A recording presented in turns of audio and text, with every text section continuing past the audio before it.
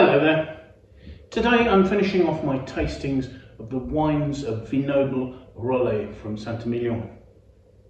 And the wine I'm finishing with is a wine called Osage. This is a premium cuvee from Chateau du Vieux Guinot. Now, Chateau du Vieux Guinot has actually been owned by the Rollet family since at least 1729, when there are records detailing this. Today it's run by Emilion Rollet, who took over the running of the estates from her father Jean-Pierre in 2006. Chateau du Vieux Guinot is located sort of on the plain about 4 kilometres southeast of the town of Saint Emilion, near a place called Saint Etienne. The plantings for this and Vignobles Rollet's other estates tend to be about 80% Merlot with 20% of Cabernet Franc. And the soils here tend to be quite typically, for this part of Saint Emilion, clay soils over a limestone base. The family have been through a process of slowly improving the quality of their wines. And I guess the introduction of a premium cuvee is part of that process. Back as far as 1985, they adopted an approach that they call reasonable culture. Now, my understanding is that's a sort of a sustainable approach where you would only use any kind of chemical inputs if you absolutely had to. So it's not organic, but it was a move towards increasing sustainability. They've also focused on only using organic fertilisers and have been following the instructions of somebody called Michel Duclos in terms of their pruning and the way that they try and prune to maximise the health of the vine. Now, not long after Hélène took over the running of Vignobles Rollet in 2007, they engaged the assistance of Michel Rolland, the well-known wine consultant, and his consultancy still helps to produce the wines for their estates.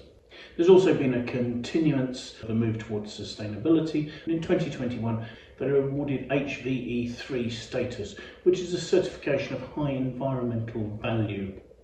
2022 was a lovely dry vintage. In fact, there was almost no rain during the important months of May, July, August, September and October. However, the water table had been well topped up over the winter and there was sufficient rain in June to ensure that the vines didn't have to struggle. And harvest took place in good conditions without any fungal disease pressures whatsoever. Now, Osage is a premium cuvee. It's made from some plots of vines they have that are over 50 years old, so very mature, lower yielding vines, giving particularly concentrated fruit. It's a wine that isn't made every year. Unlike Chateau du Vieux Guinot itself, the estate's main wine, it's classified as a St Emilion Grand Cru. But the idea is that it's showcasing the best plots from the estate in the best vintage. As far as I can see, vinification goes on very much in the same way that it does for Chateau Vieux Guinot. They're using epoxy-lined concrete tanks that have temperature control and also have an integrated system allowing micro-oxygenation, which allows a thin stream of oxygen to be bubbled through the wine, helping to fix perfumes, tannins and colour. Following fermentation, all the wine went into new French oak barrels for malolactic conversion to be conducted, and once that was complete, the wine aged in those barrels for a further 12 months. So I'm expecting there to be quite a strong oak influence on the taste of the wine. Looking at it, this is a wine that's got a very clean, modern style of label. It's packaged in a heavier bottle, that's significantly heavier. This is designed to stand out as a premium cuvee, so I'm expecting quite a concentrated wine as well. So let's see what we make of it, shall we? First of all, looking at it, the wine has a really deep, dark, opaque, concentrated colour. It's an almost black purple. There's purple at the rim there. Colour intensity is good. The wine has, according to its label, 14% alcohol. I'd expect that as normal for a wine that's predominantly Merlot. It's clinging to the glass quite readily and very slowly forming tears that are running down the sides of the glass. In terms of the blend of this, I'm not entirely sure. I know the vineyards are planted somewhere in the region of sort of 80% Merlot to 20% Cabernet Franc. Notes I've seen for other vintages of Osage suggest that there's probably more Merlot and less Cabernet Franc, so probably about 90 Merlot to 10 Cabernet Franc normally. So I don't know what the blend is for this year, but it's probable that that's somewhere in that sort of region. So let's see what we make of the aroma, shall we? The aromas are rich, ripe, opulent and heady. The aromas I'm getting are of black plums, dams and bullets, high ripeness, little bits of sort of red plum, but cooked red plum, almost heading towards sort of prune and raisin notes. There are some sort of lifted, high-toned notes to that.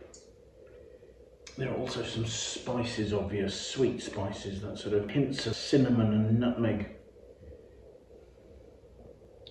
The aromas are quite powerful and open. So let's have a taste and see what we make of that.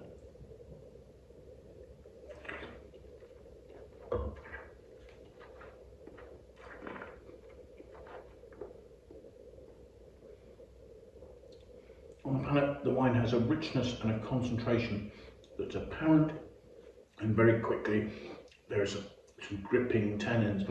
It moves quite quickly from really juicy dark fruit, sort of ripe black cherries, concentrated dark damsons, through to a very concentrated bitter black licorice note. And then suddenly the sort of the drying cedary tannins are apparent, and you've got more of a sort of a graphite note. The wine has breadth and richness, sort of warmth coming from the alcohol. It doesn't particularly feel hot, because actually the quite firm tannins are closing it up before it becomes too hot and too broad. There's still quite good freshness showing on the edges of my tongue. There's still some sort of juicy notes of black cherry, maybe blackberry. Notes of quite fresh, juicy black fruit, surrounding again a tight licorice core and then an even less penetrable graphite sort of texture there. There's a firm, gripping nature to the tannins, but they're very smooth. I would say more velvety than grainy, running through, like I say, to that sort of graphite smoothness. This is a wine with a lot of fruit that currently is really quite closed in on itself, and I suspect with time in bottle this will probably close in more, and then after sort of 3 or 4 years start to open again, and we'll show these really quite forward, ripe, opulent flavours and aromas. I think this is a wine that's really trying hard to be a big, rich, ripe, premium wine. I've seen notes that suggest that the wine is over the top. Certainly its marketing in terms of the heavy bottle, the very clean label, seems aimed to premiumise the wine. I don't think it's necessarily a wine you'd seek out if you're looking for an elegant style of St Emilion. Having said that, if you like the big, rich, juicy, powerful modern styles of Merlot that consultants such as Michel Rollet have helped to champion, this is actually a pretty good example of that. The wine's freshness is giving a lovely length to the concentrated dark fruit flavours, and despite the fact they're a little closed in, there is still an attractive juicy black fruit evident on my palate. The relatively warming alcohol's been balanced by that intense fruit, and the freshness stops the high ripeness from seeming outrageous and being completely unbalanced. I actually find the wine quite attractive. Looking at our Wine Searcher aggregated critics score, we don't have a score for this particular vintage, but overall the wine scores 87 out of 100, which I think underrates this significantly. I would think that this is a wine that scores at least a 90 and probably a 91. If you like a rich style of right bank wine that nonetheless retains some freshness and some elegance, I think in 4 or 5 years' time will provide some really elegant drinking. Obviously then it's simply a question of how well it's priced in terms of whether it's a good buy or not. To that end, I'll leave a link to the Wine Searcher webpage for this vintage of this wine, and you can see if it's available near you and at what price. So yes, I think a nice place to finish my look at the wines of Vignobles Rollet. I think fair to say a very interesting insight into how St Emilion Grand Crus from the vintage seem to be very drinkable. Obviously whether that relates to value for money or not depends on their pricing, but I'll leave you to determine that. Thank you so much for joining us. I do hope you've enjoyed the tasting. If you have, do please press the like button. We would really appreciate that. If you'd like to watch more of these videos, do please sign up and subscribe to our YouTube channel. That would be great to have your support there. And also that way you can set yourself an alert and you can be notified every time we publish a new tasting. If you have friends you think might like to watch the video, do please feel free to forward it to them, and that would be a fantastic endorsement. We would really appreciate that. And if you have any comments that you would like to make, do please pop them in the comments box below. We'd love to hear what you think about our videos, the wines we're looking at, or anything else that relates to that.